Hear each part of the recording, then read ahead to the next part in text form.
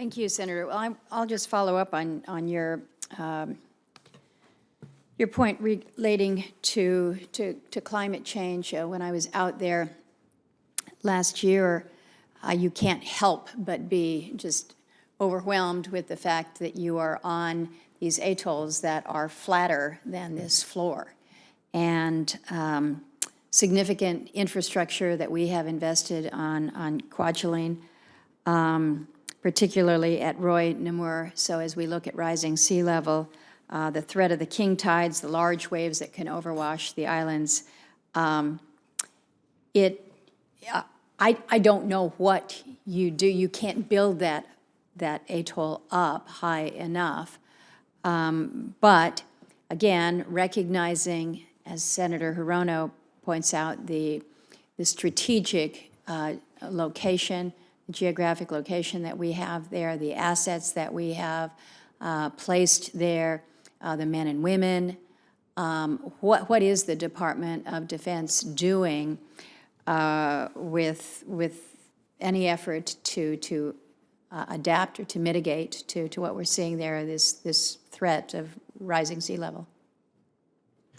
Thank you. Well, at this point, all I can say is we've identified this as a major challenge. 2018 DoD report identified the general challenge of impact of climate change, but also identified particular facilities that could be potentially threatened, Kwajalein being included in that report. The Department of Defense is still formulating a response on how to make our facilities more resilient, the adaptation piece, as you mentioned.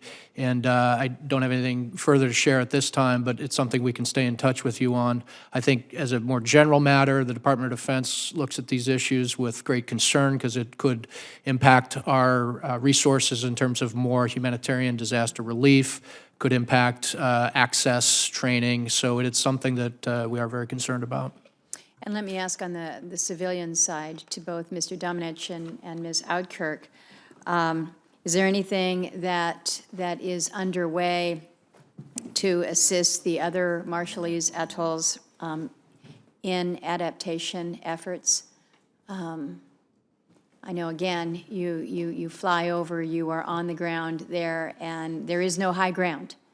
And there are tens of thousands of individuals who are seemingly very vulnerable. Can you speak to what efforts, if any, are underway?